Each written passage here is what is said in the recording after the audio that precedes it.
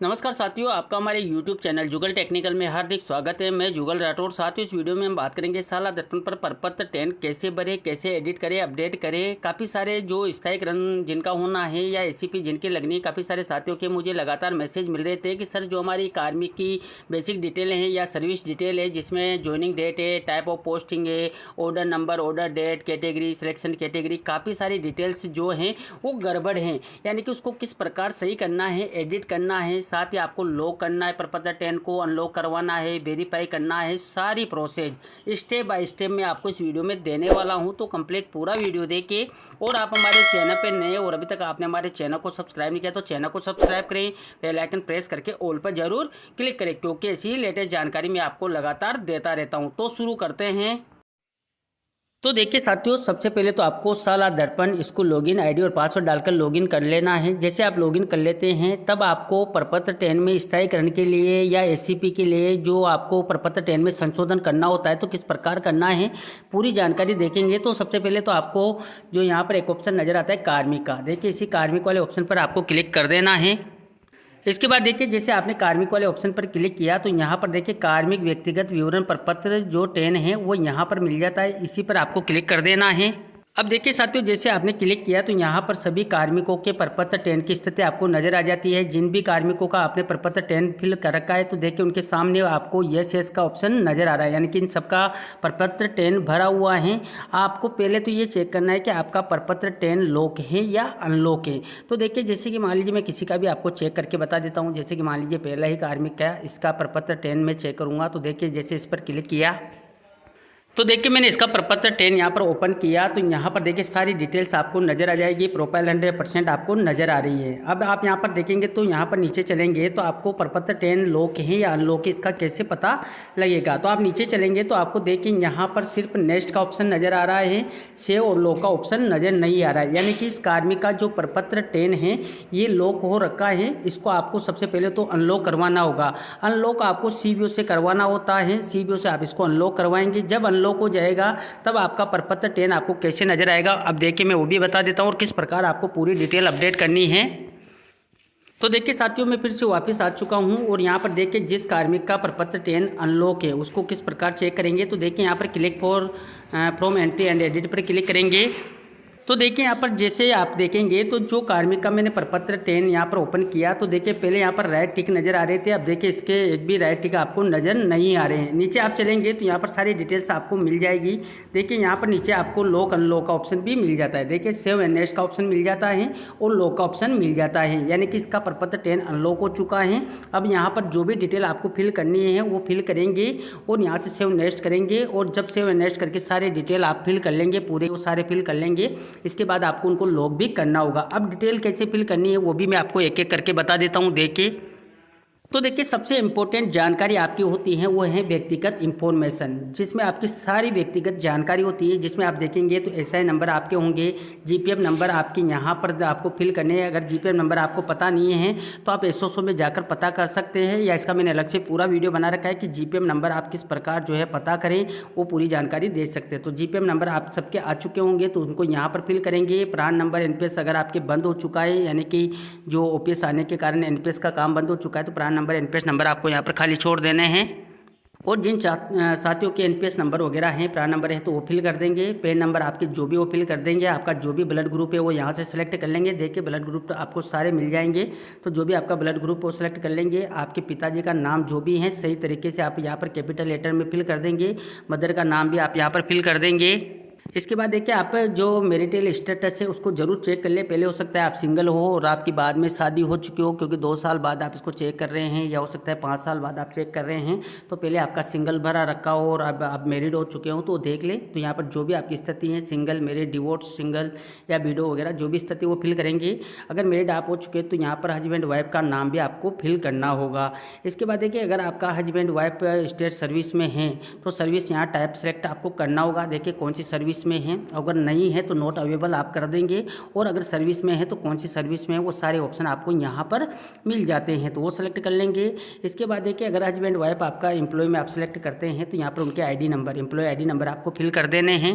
काफ़ी सारे साथियों की आप देखेंगे तो कास्ट कैटेगरी भी गलत होती हैं, तो कास्ट कैटेगरी वगैरह आप सही कर लेंगे, रिलीजन वगैरह सही कर लेंगे, यानी कि सारी डिटेल आप चेक कर लेंगे। यहाँ पर देखिए नंबर ऑफ़ चिल्ड्रन आपको फिल करने होते हैं। इसमें आप देखेंगे तो देखिए टोटल चिल्ड्रन आपके कितने हैं, तो यहाँ पर तो आपको ये ऑप्शन बंद मिलेगा, क्योंकि आपको यहाँ पर फिल करना है बिफोर 1/6/2002, यानी कि 1/6/2002 के पहले के बच्चे यहाँ पर फिल होंगे और उसके बाद के बच्चे यहाँ पर फिल करने नहीं है, तो आप 0 फिल कर देंगे।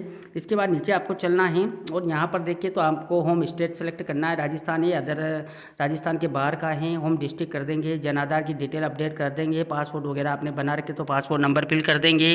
इसके बाद देखिए इंपॉर्टेंट जानकारी यहाँ पर फिल करनी है। देखिए इफ टीचिंग पर्सनल यानी कि स्पेशल एजुकेशन और senior teacher special education working on RCI registration number, अगर आपके RCI रजिस्ट्रेशन नंबर है तो फिल करेंगे, रजिस्ट्रेशन डेट फिल करेंगे।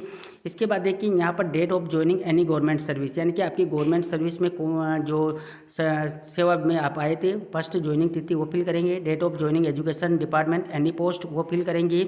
वर्तमान पद पर इस विद्यालय कार्यग्रहण तिथि, जो अभी वर्तमान में विद्यालय, यहाँ पर अलग अलग ऑप्शन है, आप इनको अच्छे से रीड करके भरे। देखिए वर्तमान पद पर यानी कि जो पद आपका है और इस विद्यालय कार्यालय में, यानी कि जो जिस विद्यालय में आप अभी हैं उसका यहाँ पर फिल करना है। वर्तमान पद पर इस जिले में प्रथम कार्यग्रहण, जिस जिले में आप अभी उस जिले में प्रथम कार्यग्रहण तिथि, वर्तमान पद पर कार्यग्रहण तिथि, ये सारी डिटेल आप फिल करेंगे। टीचर गोट ऑनर, अगर आपने कोई टीचर अवार्ड यहाँ पर लिया है, राज्य स्तरीय, संभाग स्तरीय, जिला स्तरीय, तो आप उसको यहाँ पर टिक कर देंगे। अन्य सम्मान प्रशंसा पत्र अगर आपका कोई है जिला, संभाग, राज्य स्तरीय, तो उस पर आप टिक कर देंगे।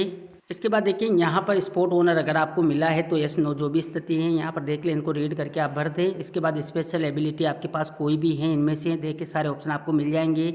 इसके बाद देखिए 2 स्पोर्ट्स नेम इन बीच है वो स्पेशल एबिलिटी, यानी कि आपको अगर 2 स्पोर्ट्स नेम आपके हैं स्पेशल एबिलिटी की, तो यहाँ पर फर्स्ट सेकंड सेलेक्ट करेंगे। देखिए सारे स्पोर्ट्स आपको मिल जाएंगे, देख लें अच्छे से, सेकंड भी देख लें। इसके बाद देखिए प्रतिनियुक्ति से पूर्व कार्मिक विभाग में पदस्थापन जिला, यानी कि अगर मान लीजिए आप प्रतिनियुक्ति से पूर्व जो कार्मिक का विभाग का पदस्थापन जिला है तो उसको फिल कर देंगे। इसके बाद देखिए BLO का दायित्व अगर आप निर्वहन कर रहे हैं तो यस कर देंगे, और अगर BLO में आप यस करते हैं तो देखिए यहाँ पर आपको जो विधानसभा क्षेत्र है BLO का दायित्व है वो विधानसभा सेलेक्ट कर लेंगे, देखिए इस प्रकार। और BLO भाग संख्या, जिसके BLO का दायित्व है वो भाग संख्या फिल कर देंगे। कार्मिक का EP नंबर जरूर फिल कर देना है, और कार्मिक के EP के अनुसार जो विधानसभा है वो भी आपको फिल कर देनी है। इसके बाद देखिए आपको यहाँ पर कार्मिक की पे मैनेजर NIC UID फिल करनी है। ये NIC UID आपको पे मैनेजर पर मिलेगी, यानी कि प्री पे मैनेजर या पे मैनेजर जहाँ पर भी आपका अकाउंट है वहाँ पर मिल जाएगा। इसका भी मैंने अलग से पूरा वीडियो बनाया है, वीडियो के डिस्क्रिप्शन में मैं आपको लिंक दे दूँगा, GPay वाला भी लिंक दे दूँगा, और NIC UID कैसे पता करें उसका भी लिंक दे दूँगा। जब सारी डिटेल आप अच्छे से यहाँ पर फिल कर लेते हैं, ये बेसिक इंफॉर्मेशन है, इसको अच्छे से सही चेक करके ही आप फिल करें। इसके बाद सेव नेक्स्ट आपको कर देना है। इसके बाद साथियों देखिए शैक्षिक प्रशैक्षिक योग्यता आप फिल कर ले, इसका मैंने अलग से पूरा प्रपत्र 10 कैसे बनना है वो आपको फिल कर लेना है उस वीडियो में देखकर, क्योंकि मैं यहाँ पर वीडियो जो स्पेशल SCP और स्थायिक रहने वालों के लिए बना रहा हूँ, तो उसी हिसाब से मैं जानकारी आपको यहाँ पर अपडेट दूंगा। तो देखिए शैक्षिक प्रशैक्षिक योग्यता जो भी आपकी वो फिल कर लें। अगर आप पूरी जानकारी देखना चाहते हैं तो प्रपत्र 10 पूरा कैसे भरे उसका भी अलग से वीडियो बना रखा है, उसका भी मैं वीडियो के डिस्क्रिप्शन में लिंक दे दूँगा, वहाँ जाकर कर सकते हैं। देखिए शैक्षिक प्रशैक्षिक योग्यता आप फिल कर देंगे। इसके बाद जो सबसे इंपॉर्टेंट कार्य हैं वो है आपका सेवा विवरण, सर्विस डिटेल, वो आपको चेंज वगैरह करनी है, अपडेट वगैरह करनी है। तो देखिए आपको सेवा वाले विवरण पर ही क्लिक कर देना है। अब देखिए साथियों जैसे आपने सेवा वाले विवरण पर क्लिक किया तो यहाँ पर आप देखेंगे तो टीचर सर्विस डिटेल आपको यहाँ पर ओपन हो जाती है। यहाँ पर देखेंगे तो आपका पूरा प्रपत्र जो है आपको खाली नजर आएगा। देखिए इस प्रकार पूरा प्रपत्र आपको खाली नजर आएगा यहाँ पर, लेकिन आपको यहाँ पर खाली नजर आ रहा है, इसमें कुछ भी नहीं करना है, आपको नीचे चलना है। नीचे आप देखेंगे तो यहाँ पर आपकी पहले से ही सारी डिटेल भरी हुई है। आप देखेंगे तो देखिए यहाँ पर आपकी जो प्रथम नियुक्ति हुई है वो इस स्कूल की सारी जानकारी आपको नजर आ जाएगी। मान लीजिए किसी कार्मिक के 2 स्कूल है या 3 स्कूल है, जितने में भी उन्होंने ज्वाइन वगैरह किया है वो सारी डिटेल आपको यहाँ पर नज़र आ जाएगी। अब देखिए आपको इसको एडिट करना है, डिलीट करना है, तो मैंने आपको बताया था कि ये ऑप्शन आपको एडिट डिलीट का तब मिलेगा जब आप प्रपत्र 10 को अनलॉक करवा देंगे, यानी कि लॉक रहेगा तो आपको यहाँ पर एक्शन में एडिट डिलीट का ऑप्शन नहीं मिलेगा, यानी कि इसको आपको अनलॉक करवाना है, CBO से करवाना है।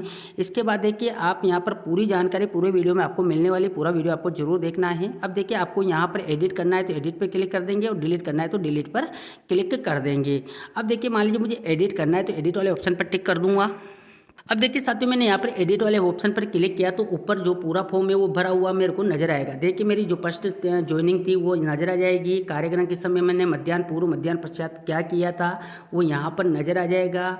इसके बाद देखिए टू डेट में आप देखेंगे तो आपको ऑटोमेटिक कंटिन्यू का ऑप्शन नजर आ जाएगा। देखिए ये कंटिन्यू का ऑप्शन आपको ऑटोमेटिक नजर आ रहा है। देखिए ऑटोमेटिक यहाँ पर आपको कंटिन्यू का ऑप्शन मिल जाएगा। इसके बाद देखिए कार्य मुक्ति के समय मध्याह्न पूर्व मध्याह्न पश्चात, यानी कि आपकी जो कार्य मुक्ति होती है वो मध्याह्न पश्चात ही होती हैं, तो इस ऑप्शन को भी आप भरें। देखिए इस प्रकार। इसके बाद देखिए तिथि से तिथि तक में आपकी राज्य सेवा में प्रथम नियुक्ति के कार्यक्रम दिनांक से आदिनांक तक का सर्विस विवरण का प्रत्येक अंतराल अलग अलग पंक्ति में प्रविष्ट करें, यानी कि आपकी अलग अलग पंक्ति बनेगी। जैसा कि मैंने नीचे आपको बताया था कि आपकी पहली स्कूल है, दूसरी स्कूल है, तीसरी स्कूल है, तो अलग अलग पंक्ति बनेगी और अलग अलग उनमें डिटेल्स भरी जाएगी। तो यहाँ पर देखिए मेरी तो मान लीजिए एक ही स्कूल है, तो मेरा तो सीधा सा यहाँ पर फंडा है कि एक रो है और उस पर ही मैं एडिट कर रहा हूँ। किसी के दो हैं तो यहाँ पर दो रो बनेगी।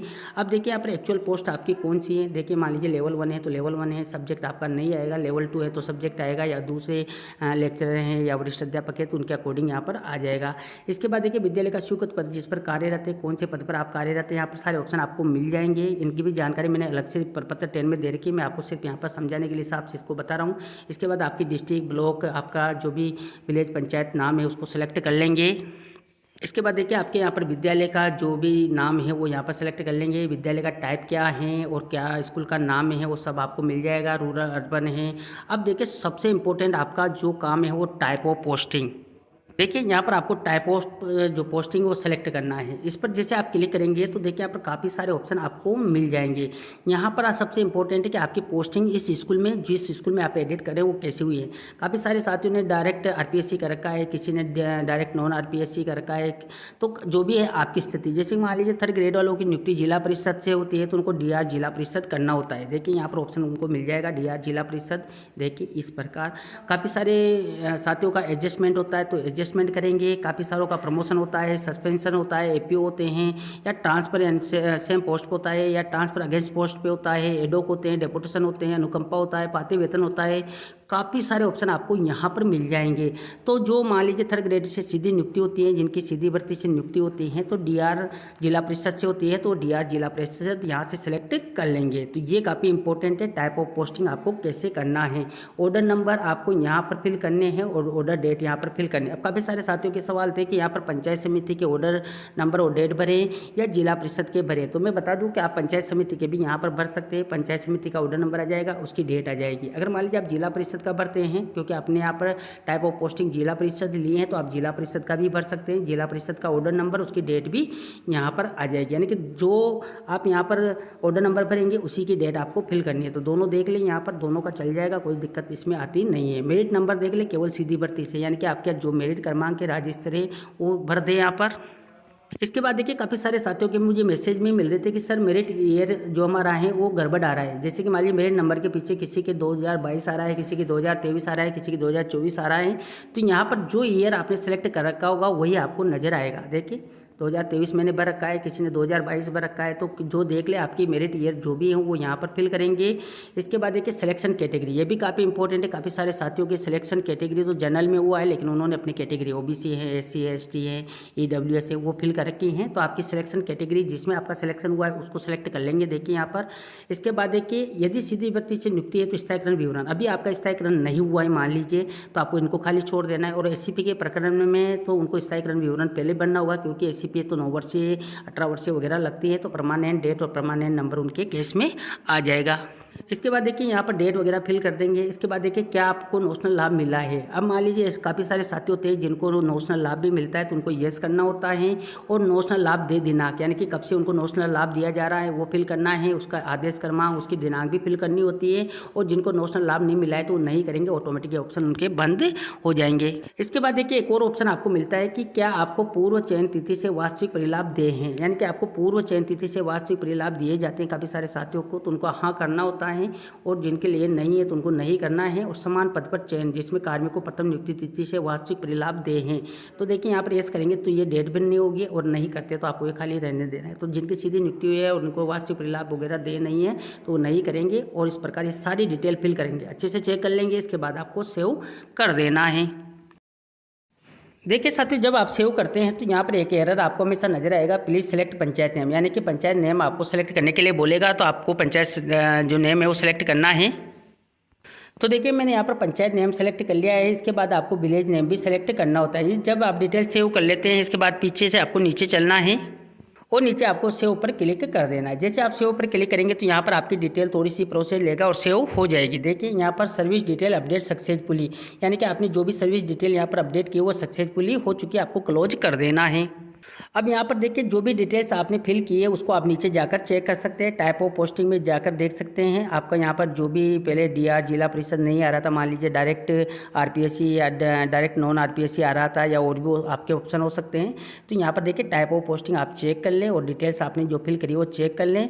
इसके बाद यहाँ पर ये आपकी डिटेल हो जाती है। काफ़ी सारे साथियों के मान लीजिए गलत डिटेल भर गई हैं तो उनको डिलीट कर देना है, यहाँ से डिलीट कर देना है, दोबारा से फिल कर लेना है। मान लीजिए आपको डिटेल पता नहीं है तो पहले आप स्क्रीनशॉट ले लें, तो इस प्रकार पूरा सर्विस विवरण आप अपडेट कर सकते हैं। इसमें साथियों आप देखेंगे तो एक और प्रपत्र आपको नज़र आता है। देखिए जो 12 नंबर पे है 60 से रिलेटेड, इसमें आप देखेंगे तो 60 डिटेल में आप जाएंगे तो वर्तमान पद पर प्रथम नियुक्ति का प्रकार। तो यहाँ पर देखिए दो प्रकार आपको नजर आते हैं, शिक्षा विभाग और पंचायती राज विभाग, यानी कि जो थर्ड ग्रेड के लेवल 1 2 हैं उनको यहाँ पर पंचायती राज विभाग पर क्लिक कर देना है। और देखिए कार्मिक की 60 का चयन की स्थिति तो हाँ ना जो भी है, यानी कि नहीं है, अभी मान लीजिए आपका चयन 60 के लिए नहीं हुआ है तो आपको नहीं पर क्लिक कर देना है और सेव कर देना है और लॉक भी आपको कर देना है। तो यहाँ पर देख ले आपकी जो भी नियुक्ति का प्रकार है शिक्षा विभाग या पंचायती राज, उसको आप यहाँ पर जरूर अपडेट कर लें। इसके बाद देखिए साथियों आपको यहाँ पर और भी डिटेल है, जैसे कि पदोन्नति का प्रकार है, पारिवारिक विवरण है, पता, वेतन, बैंक, एससीपी, प्रशिक्षण, और देखिए यहाँ पर जो 12 नंबर पे 60, 13 नंबर पे पीटीआई। तो इस प्रकार यहाँ पर असिस्टेंट टीचर का भी ऑप्शन शुरू कर दिया है कि कुल मिला के 14 फॉर्म यहाँ पर दिए गए हैं। इन सबको कैसे बनना है इसका मैंने अलग से पूरा वीडियो बना हुआ है। प्रपत्र 10 कैसे भरें, यहाँ पर जो मुख्य कार्य थे एससीपी और स्थायीकरण के लिए, तो वो यहाँ पर व्यक्तिगत विवरण है और सेवा विवरण है। ये दोनों में ही जो डिटेल्स होती हैं वो आपकी ली जाती हैं, शैक्षिक प्रशिक्षक भी आपकी ली जाती है, तो उसको भी आप देख लें। इसके बाद आपको इस प्रकार पूरा प्रपत्र 10 फिल कर लेना। इसके बाद आपको इसको लॉग भी करना होता है। लॉग कैसे करना है वो भी मैं आपको बता देता हूँ। इसके बाद आपको पीओ से वेरीफाई करना है तो वो भी मैं आपको बताऊँगा। तो देखिए पूरी जानकारी। देखिए साथियों यहाँ पर आप सारे प्रपत्र भर लेते हैं, इसके बाद आपको नीचे लॉक का ऑप्शन मिल जाता है। यहाँ से आपको लॉक करना है, एक एक करके सारे प्रपत्र आपको लॉक कर लेने। सारे प्रपत्र लॉक हो जाते हैं। इसके बाद आपको इनको जो है वेरीफाई पीओ से करना है, तो कैसे करना है वो भी देखिए। अब देखिए साथियों आपने जो प्रपत्र 10 है वो कंप्लीट भर लिया है या उसको एडिट अपडेट वगैरह आपने कर लिया है। इसके बाद आपने लॉक कर दिया है। अब उसको आपको पीओ लॉगिन से वेरीफाई करवाना है। इसके लिए आपको पीओ लॉगिन में आना है और पीओ लॉगिन में आप आएंगे तो यहाँ पर भी आपको पीओ रोल में ही जाना है। जब आप पीओ रोल सेलेक्ट कर देते हैं, पीओ रोल में आप जाएंगे तो यहाँ पर आपको कार्मिक वाला ऑप्शन मिलता है। कार्मिक वाले ऑप्शन पर आप क्लिक करेंगे तो कार्मिक में भी आपको काफ़ी सारे ऑप्शन नजर आते हैं। इसमें एक ऑप्शन आपको नजर आता है स्टाफ विस्तृत प्रविष्टि प्रपत्र 10 का सत्यापन करें, यानी उसकी प्रपत्र 10 को वेरीफाई करना है। तो इसके लिए देखिए ऑप्शन नज़र आता है, इसी पर आपको क्लिक कर देना है। अब देखिए जैसे आपने क्लिक किया तो यहाँ पर अब आपके सामने देखिए एम्प्लॉय वेरिफिकेशन डिटेल, जो पीओ के अंडर में जितनी भी स्कूल हैं वो सारी डिटेल आपको नज़र आ जाएगी। स्कूल एसटी आईडी यहाँ पर नज़र आ जाएगी। देखिए जिस भी स्कूल में जिस भी कार्मिक का आपको जो है वेरिफिकेशन करना है उसी स्कूल के नाम पर आपको टिक कर देना है। अब देखिए जैसे आपने क्लिक किया तो यहाँ पर आपके जिस स्कूल में आप जा रहे हैं उस स्कूल के कार्मिकों की स्थिति देखेंगे तो देखिए जिनका तो वेरिफिकेशन हो रहा होगा उनके तो आपको राइट टिक नजर आएंगे। जिनके अनलॉक है यानी कि अभी तक उन्होंने लॉक नहीं किया है तो देखिए यहाँ पर अनलॉक इस प्रकार ताले के निशान होंगे अनलॉक ताले के, तो अनलॉक इनके हैं यानी कि इन्होंने अभी इसको जो है लॉक नहीं किया है। इन कार्मिकों ने लॉक नहीं किया है। इन कार्मिकों ने जिन्होंने वेरिफिकेशन कंप्लीट है यानी कि लॉक करके वेरिफिकेशन भी आपने कर रखा है तो देखिए उनके राइट टिक नजर आ रहा है। जिन्होंने लॉक कर दिया उसको वेरीफाई कैसे करेंगे तो देखें नीचे देखिए यहाँ पर एक कार्मिक के हैं जिसने प्रपत्र 10 को कंप्लीट भर लिया है, लॉक भी कर दिया है। देखिए उसके सामने आपको इस प्रकार ताले के चिन्ह नजर आएंगे यानी कि इन्होंने सारे जितने भी फॉर्म थे वो सब लॉक कर दिए। देखिए इस प्रकार आपको नजर आ जाएंगे, इस प्रकार आप देखेंगे। अब देखिए आपको इनका वेरिफिकेशन करना है तो वेरिफिकेशन कैसे करना है तो देखिए जिसका भी आपको वेरिफिकेशन करना है तो देखिए यहाँ पर नाम पे ही आपको टिक कर देना है। अब देखिए साथियों, जिस कार्मिक का आपने खोला है उसकी डिटेल यहाँ पर आपको नजर आ जाएगी। इस प्रकार पूरी डिटेल आप चेक कर सकते हैं। नीचे आप चलेंगे तो देखिए यहाँ पर इस प्रकार आपको सारी डिटेल्स नजर आएगी। नीचे आप चलेंगे तो यहाँ पर कार्मिक की सारी डिटेल आप चेक करेंगे। आपकी सर्विस रिकॉर्ड से आपको मिलान करनी है, यानी कि पीओ को मिलान करनी है। पीओ पूरी डिटेल्स वगैरह चेक कर लेंगे। इसके बाद नीचे चलेंगे तो देखिए यहाँ पर 2 ऑप्शन उनको मिल जाएंगे। एक ऑप्शन तो यहाँ पर दे रखा है वेरीफाई का, एक नेक्स्ट का, यानी कि आपको वेरीफाई करना है। देखिए तो इसी वेरीफाई वाले ऑप्शन पर आपको क्लिक कर देना है। तो देखिए जैसे आप क्लिक करेंगे तो यहाँ पर कृपया ध्यान दें, यहाँ पर इस प्रकार का आपका मैसेज मिलेगा कि आपने सेवा पुस्तिका बिल लेकर से इसका मिलान वगैरह कर लिया है और आप इसे वेरीफाई करना चाहते हैं तो वेरीफाई पर क्लिक करें। तो देखिए जैसे आपने वेरीफाई पर क्लिक किया तो यहाँ पर डिटेल वेरीफाइड सक्सेसफुली आपको बता देगा, यानी कि यहाँ पर आपका जो आपने डिटेल वेरीफाई की है वो सक्सेसफुली वेरीफाई हो चुकी हैं। इसी प्रकार साथियों सारे प्रपत्र जो भी हैं उसको आप वेरीफाई कर लेंगे। देखिए सबको वेरीफाई का ऑप्शन आपको मिल जाएगा, सबको वही मैसेज मिलेगा कि वेरीफाई करें। देखिए इस प्रकार आपको सारे प्रपत्रों में यही मैसेज मिलेगा, कृपया ध्यान दें, वेरीफाई करें पर क्लिक करें। तो देखिए जैसे आपने वेरीफाई करेंगे तो यहाँ पर जैसे जैसे आप प्रपत्रों को वेरीफाई करते जाएंगे तो राइट टिक नजर आएंगे, और जिनका वेरीफाई नहीं हुआ है, जो प्रपत्र वेरीफाई नहीं हुए, लोग को ही आपको बताएंगे। तो आप सबको यहाँ पर वेरीफाई करते जाए। देखिए इस प्रकार राइट टिक आपको नजर आ जाएंगे। देखिए यहाँ पर सारे प्रपत्र आपने वेरीफाई कर लिए हैं तो सब पर आपको राइट टिक नजर आ जाएंगे। देखिए इस प्रकार सारे राइट टिक नजर आ जाएंगे, यानी कि सब आपने यहाँ पर जो है वेरीफाई कर दिया है। अब देखिए जहाँ पर कार्मिक की डिटेल देखते हैं वहाँ पर भी वेरीफाई इस प्रकार राइट टिक आपको नजर आ जाएंगे। देखिए मैं बैक करके आपको बता देता हूँ। तो देखिए जिस कार्मिक का मैंने यहाँ पर जो वेरिफिकेशन किया है, देखिए यहाँ पर सारी डिटेल आपको नज़र आ जाएगी। देखिए पहले यहाँ पर लॉक का ऑप्शन आ रहा था, देखिए अब यहाँ पर जो है वेरीफाई यानी कि राइट टिक आपको नज़र आ रहे हैं। जब कार्मिक का प्रपत्र 10 जाकर भी देखेंगे तो वहाँ पर भी आपको राइट टिक नज़र आ जाएंगे। देखिए अभी जिनके अनलॉक है तो उनके इस प्रकार अनलॉक का नज़र आएगा, जिनका लॉक है यानी कि तो उनके लॉक का ऑप्शन नज़र आएगा, और जिनका वेरीफाई है तो उनको राइट टिक नज़र आ जाएगा। तो इस प्रकार आपको अनलॉक वेरीफाई वगैरह के ऑप्शन यहाँ पर मिल जाते हैं।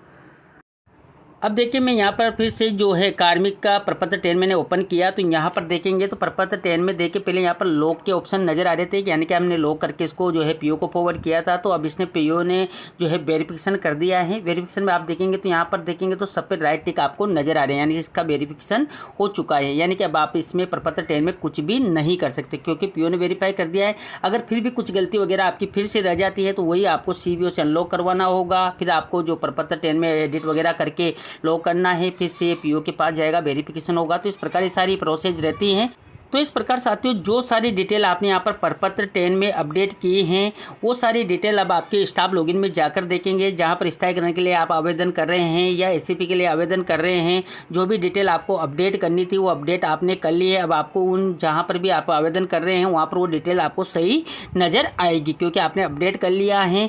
और साथियों इस प्रकार अब आपको जो है स्थायीकरण के लिए आवेदन करना हो या एससीपी के लिए आवेदन करना हो, कैसे करना है इसका मैंने अलग से पूरे वीडियो बना रखे हैं। अगर आप वो वीडियो भी देखना चाहते हैं तो वीडियो के डिस्क्रिप्शन में लिंक मिल जाएगा, या चैनल के पर जाकर भी आप सारी डिटेल जान सकते हैं। साथ ही साथियों जो भी लेटेस्ट अपडेट होती है उसकी जानकारी मैं आपको हमारे व्हाट्सअप चैनल पर, टेलीग्राम चैनल पर भी देता हूं। अगर आप उनको भी ज्वाइन करना चाहते हैं तो वीडियो के डिस्क्रिप्शन में लिंक मिल जाएंगे, जहां जाकर आप हमारे व्हाट्सअप चैनल, टेलीग्राम चैनल को भी ज्वाइन कर सकते हैं। तो ये थी साथियों यहाँ पर प्रपत्र 10 में आपको किस प्रकार जो है जानकारी अपडेट करनी है, एडिट करनी है, इसको लेकर पूरी प्रोसेस मैंने आपको इस वीडियो में देने का प्रयास किया। आपको हमारी जानकारी कैसी लगी? जानकारी अच्छी लगी तो लाइक करें, शेयर करें, और अभी तक आपने हमारे चैनल को सब्सक्राइब नहीं किया तो चैनल को सब्सक्राइब करें, बेल आइकन प्रेस करके ऑल पर जरूर क्लिक करें क्योंकि ऐसी लेटेस्ट जानकारी मैं आपको लगातार देता रहता हूं। धन्यवाद साथियों, फिर मिलते हैं नए वीडियो में नई जानकारी के साथ। तब तक के लिए जय हिंद।